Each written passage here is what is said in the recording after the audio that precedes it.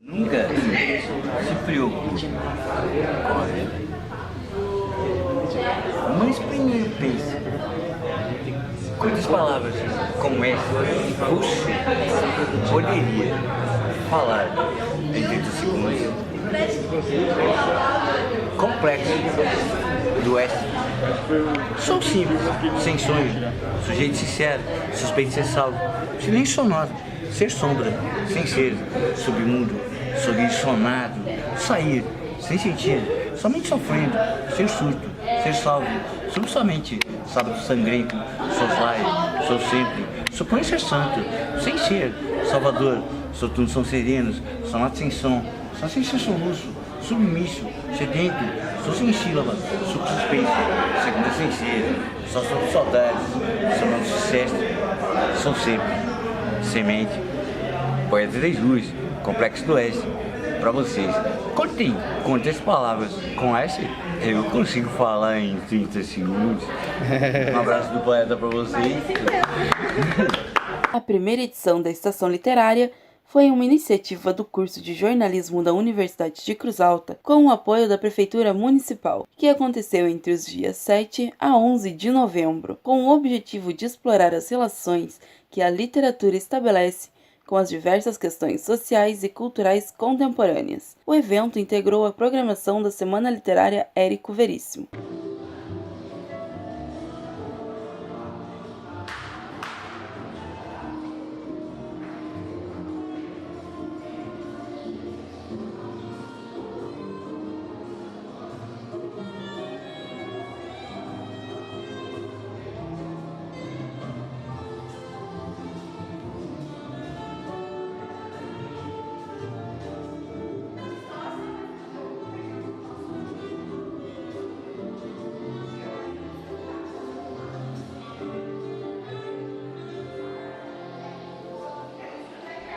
Entre os destaques do segundo dia de programação, aconteceu a abertura da exposição do acervo Heitor Saldanha.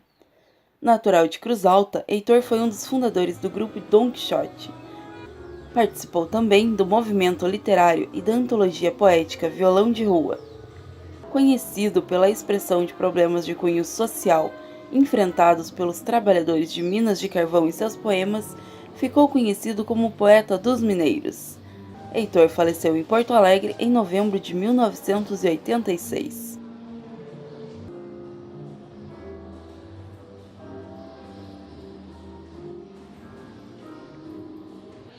Liberdade de ir e vir, liberdade de pensar, de agir, de viver. Foi com essa concepção que Luísa Romão realizou o sarau de seus poemas na noite do dia 8 de novembro. Brasil, aquela em nome da qual tanto homem vira bicho, tanto bandido, general. Aquela em nome de quem a borracha vira bala e policial, homem de bem. Eu queria escrever a palavra Brasil, mas a caneta, num ato de legítima revolta, como quem se cansa de escrever sempre a mesma trajetória, me disse: para e volta. Volta para o começo da frase, para o começo do livro, para o começo da história. Volta, Cabral Cruzes, Lusitana chegando e se pergunta: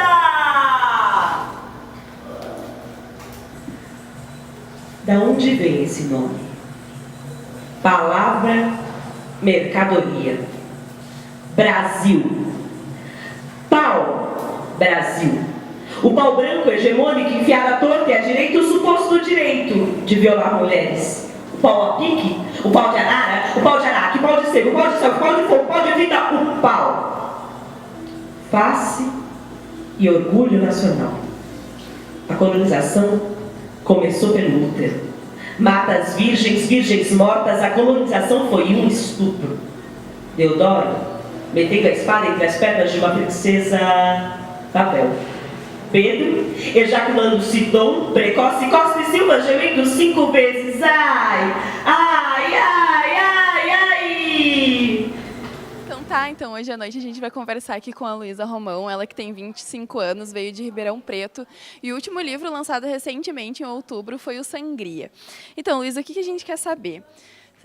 Primeiro, Escrever livros e viver da arte sempre foi um sonho para ti? Ou tu decidiu do nada assim, quero escrever um livro? Como é que é a tua caminhada dentro desse meio literário?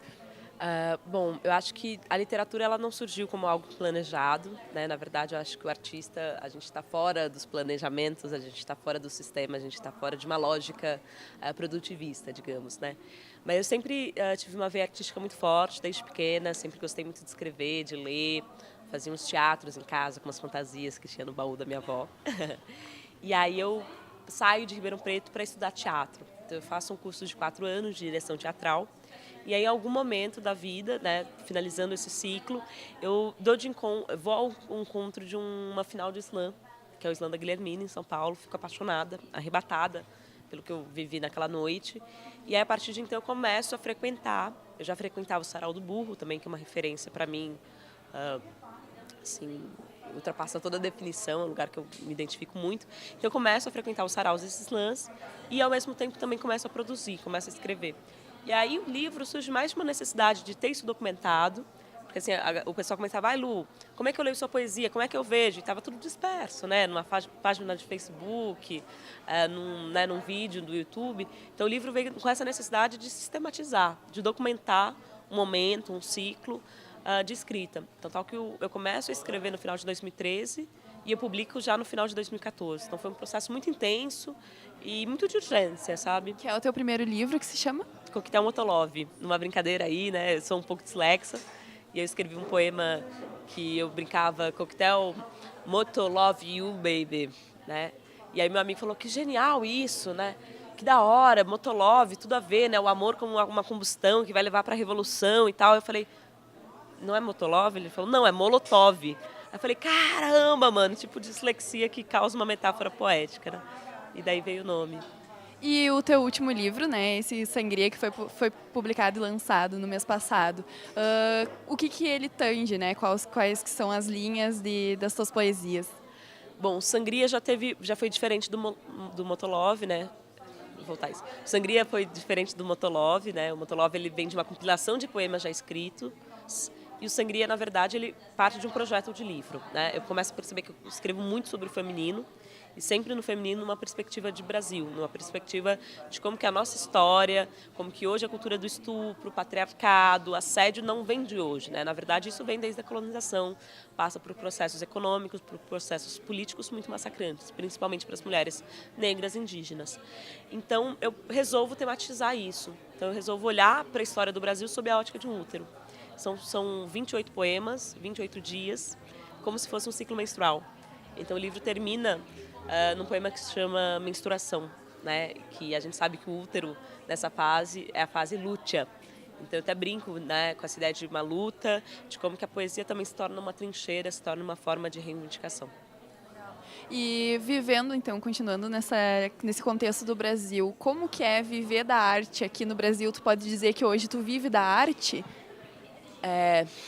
Vamos dizer que eu resisto com arte, porque realmente a gente passou aí por um momento um pouco melhor, né, em questão de política pública, de cidadania cultural, e o que a gente está vendo hoje é um sucateamento da cultura em todos os níveis, federal, municipal, estadual. Então, todos os tipos de editais, de fomentos que a gente tinha, ou estão sendo as verbas congeladas, ou estão, né, enfim, sendo diminuídos drasticamente, o que interfere diretamente na possibilidade de você fazer uma pesquisa que não seja comercial, né? Claro que assim, se eu fizesse um livro que é um best-seller para conseguir, viver de royalties, eu acho que não é o tipo de arte que eu acredito, assim. Eu acredito numa arte de pesquisa, numa arte que é da contravenção, uma arte de fato que é de guerrilha e que não vai tentar se adaptar, se moldar para o que é mais comercial, porque seria mais deglutido pela indústria cultural, sabe? Então, eu vivo, sim, de arte, já faz aí alguns anos, trabalho como arte educadora, coordeno um processo pedagógico, enfim, me desdobro em várias coisas, né? Desde teatro, poesia, vendo livro, produzo, junto com uma parceira, que é a Mariana Novaes, da Ventania Cultural, a gente está produzindo Sangria e tentando, né, tornar possível essa existência no mundo. E Luísa, como que tu vê que os movimentos culturais e de arte e literatura, eles podem mudar as pessoas? Ou o que eles fazem com as pessoas que fazem a gente se apaixonar tanto por essa linha cultural e literária? Eu acho que a gente está num mundo em que a sensibilidade ela está muito apagada, né? A sensibilidade, eu digo assim, a coisa mais humana, né? De você conseguir ter uma empatia, você conseguir tanto da parte mais emocional quanto reflexiva mesmo, né? A gente tem muitos conteúdos que são reproduzidos de uma forma massiva. Então, eu acho que a arte ela consegue tirar você de um lugar de conforto, ela consegue te sensibilizar, ela consegue arrancar suas couraças, para de fato você tentar ter uma fruição no mundo um pouco mais humana. E ao mesmo tempo, para mim, né, o que é arte é aquilo que te desloca enquanto pensamento crítico, que te faz o mundo, você enxergar que o mundo tem mais possibilidade, tem mais pontos de vista, te faz duvidar daquilo que está tido como normal, como, né, natural. O tempo chegou ao fim. Tá me ouvindo bem? O tempo chegou ao fim. O amanhã é o início que te contaram. Minhas vestes nada dizem. Você é que fala, e a todas que estão ao teu redor, afastas e deprimes. Quando virei mocinha, não teve luxo, não teve pompa, só as trompas anunciando sangue. Será vermelho seu caminho? Pisado quando roxo, sempre novo, mês a mês, por entre as pernas, escorrerão os parques. Então vieram os modas, as modas, os modos de cruzar os pés, maquiar a boca, calar a palavra. O próprio sujeito que não se sujeita, que age direto, intransitivo, está no próprio sujeito, independente de gênero, número e grau.